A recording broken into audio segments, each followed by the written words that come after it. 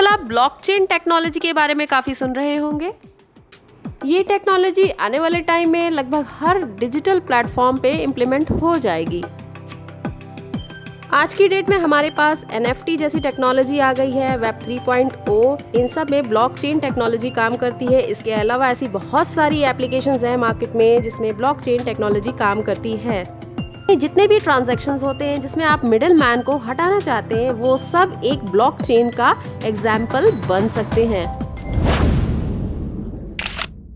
Hello friends, welcome to my channel सीखो हमारे साथ। हर कंपनी का अपना डेटाबेस होता है जहां वो कंपनी से रिलेटेड डेटा को स्टोर करके रखता है। जैसे फेसबुक का भी एक डेटाबेस होता है जहां वो यूजर का डेटा स्टोर करके रखता है। फेसबुक अपना डेटा हैश के फॉर्म में ना स्टोर करके प्लेन टेक्स्ट के फॉर्म में स्टोर करता है, यानी कि इसे कोई भी एक्सेस कर सकता है। यानी कि फेसबुक की कंपनी और किसी भी यूज़र का डेटा एक्सेस करके यूज़ कर सकती है या देख भी सकती है, इसमें मॉडिफाई भी कर सकती है। लेकिन कंपनी ऐसा करती नहीं है, लेकिन चाहे तो ये काम कर सकती है।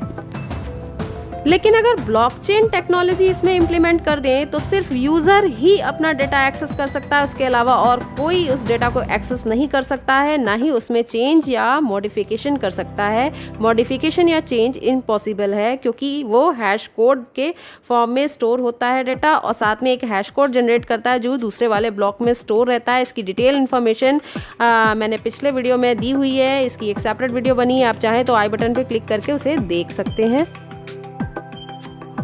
किसी भी एप्लीकेशन में ब्लॉकचेन का इम्प्लीमेंटेशन कैसे होता है उससे पहले कुछ और ज़रूरी चीज़ें जान लेते हैं। बेसिकली सॉफ्टवेयर डेवलपर 2 टाइप्स के होते हैं। पहला है फ्रंट एंड डेवलपर या एप्लीकेशन डेवलपर, दूसरा है बैक एंड डेवलपर। इसे कोर डेवलपर भी कहते हैं।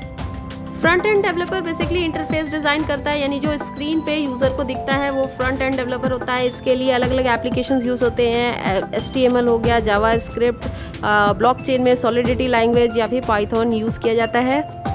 इसके अलावा बैक एंड कोर डेवलपमेंट में आता है जिसमें Golang, C++, rust language use होती है, यानी इसमें डेटाबेस डिज़ाइनिंग भी आती है। ब्लॉकचेन टेक्नोलॉजी में जावा स्क्रिप्ट फ्रंट एंड और बैक एंड दोनों के लिए यूज़ की जाती है। एप्लीकेशन डेवलपर पहले से बनी ब्लॉकचेन पर काम करते हैं, जैसे बिटकॉइन ब्लॉकचेन या फिर इथेरियम ब्लॉकचेन। अगर आप ऐसा कोई एप्लीकेशन बनाना चाहते हैं जहां पर यूज़र जाकर देख सके कि बिटकॉइन की प्राइस बढ़ रहे हैं या घट रहे हैं, या फिर स्टॉक एक्सचेंज की तरह जैसे विंडोज़ में प्राइस घटते बढ़ते दिखते हैं, वैसा कुछ आप एप्लीकेशन बनाना चाहते हैं, और अगर कोई इथेरियम मान लीजिए परचेज़ करना चाहता है या लोगों से उसका ट्रांजैक्शन करना चाहता है, तो ऐसे सिस्टम को आप कोई भी नई ब्लॉकचेन की ज़रूरत नहीं होती है, आप एग्जिस्टिंग ब्लॉकचेन का यूज़ करके उसे बना सकते हैं।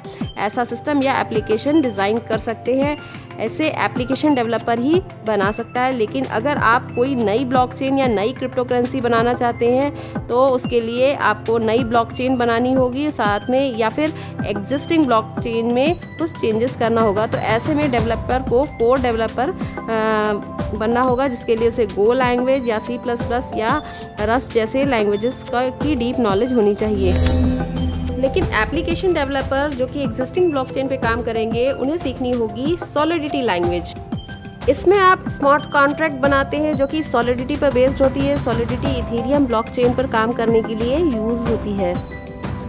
दूसरी लैंग्वेज है जावा स्क्रिप्ट, जैसा कि ये बहुत पॉपुलर है, आपने सुना ही होगा। ये फ्रंट एंड और बैक एंड दोनों के लिए यूज़ कर सकते हैं। कुछ लोग बैक एंड को जावा स्क्रिप्ट में करने के बजाय पाइथन का यूज़ करना प्रेफर करते हैं। इसमें पाइथन का जेंगो नाम का एक फ्रेमवर्क होता है जिसे आप ब्लॉकचेन में डेवलपमेंट के लिए यूज़ कर सकते हैं। लेकिन अगर आपको पाइथन नहीं आती तो आप सॉलिडिटी और जावा स्क्रिप्ट से भी काम चला सकते हैं। बस आपको बेसिक प्रोग्रामिंग लैंग्वेज की नॉलेज होनी चाहिए।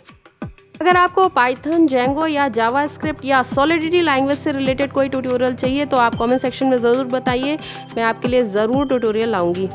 जब ब्लॉकचेन पर काम करते हैं तो उसमें स्मार्ट कॉन्ट्रैक्ट बनाते हैं। ये स्मार्ट कॉन्ट्रैक्ट क्या होता है? ये काफ़ी कुछ नॉर्मल कॉन्ट्रैक्ट जैसा ही होता है। स्मार्ट कॉन्ट्रैक्ट डिजिटल फॉर्म में होता है। ब्लॉकचेन में हर ब्लॉक पे कुछ कोड या इन्फॉर्मेशन स्टोर होती है। जैसे आपने क्रिप्टो करेंसी पर बेस्ड एप्लीकेशन बनाई और उसमें कंडीशन डाल दी कि जैसे ही मंथ का एंड हो उसमें वैसे ही लोन की EMI कुछ बिटकॉइन के फॉर्म में बैंक में चली जाए या कट जाए। तो ऐसी कंडीशन में आप स्मार्ट कॉन्ट्रैक्ट के अंदर ये सारी चीज़ें लिख सकते हैं और उसके अकॉर्डिंग ही ट्रांजैक्शन हो पाएंगे। एक बार आपने स्मार्ट कॉन्ट्रैक्ट बना दिया और उसे ब्लॉकचेन में डाल दिया तो फिर आप उसमें कोई भी चेंज नहीं कर सकते। तो ऐसे में दोनों पार्टीज़ की तरफ से ये फिक्स्ड हो जाता है और फेयर भी होता है। सबसे ज़्यादा पॉपुलर है इथेरियम ब्लॉकचेन। ये एक ओपन सोर्स पब्लिक प्लेटफॉर्म है और इसके लिए आपको सॉलिडिटी लैंग्वेज सीखना होता है।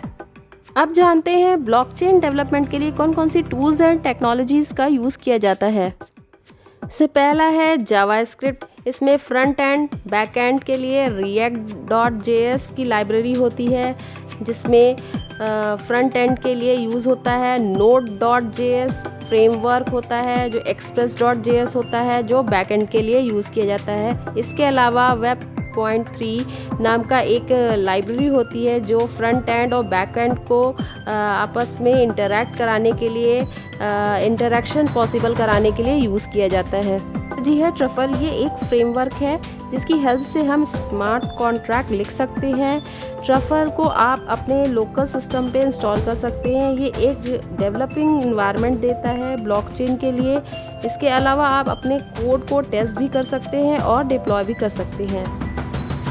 तीसरी टेक्नोलॉजी है गैनाश। जब भी हम ब्लॉकचेन को होस्ट कराना होता है, होस्ट कराने के लिए पैसे लगते हैं। तो अगर इसे टेस्ट करना चाहते हैं कि ब्लॉकचेन ठीक से वर्क कर रही है या नहीं, तो इसके लिए फ़ीस देने की ज़रूरत नहीं है। आप गैनाश पर इसे टेस्ट कर सकते हैं। इसमें आपको कुछ फेक अकाउंट, टेस्ट अकाउंट मिलते हैं, कुछ फेक इथेरियम कॉइन्स मिलते हैं। इसमें लगभग 10 टेस्ट अकाउंट और इसमें 100 इथेरियम कॉइन्स होते हैं जो कि फेक होते हैं।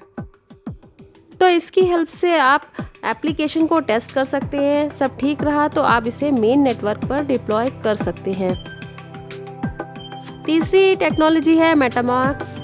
ब्लॉकचेन की एप्लीकेशन में जिसमें आप इंटरैक्ट करते हैं तो इंटरैक्शन ट्रांजैक्शन के फॉर्म में होता है। जैसे हमारे normal web browsers Chrome, Firefox, internet explorer ये ऐसे ट्रांजैक्शन को सपोर्ट नहीं करते। तो यहाँ पर हमें इथेरियम वॉलेट चाहिए होता है जो काफ़ी सारे इथेरियम को स्टोर करके रख सके, उसका यूज़ कर सके जब कोई ट्रांजैक्शन करना हो।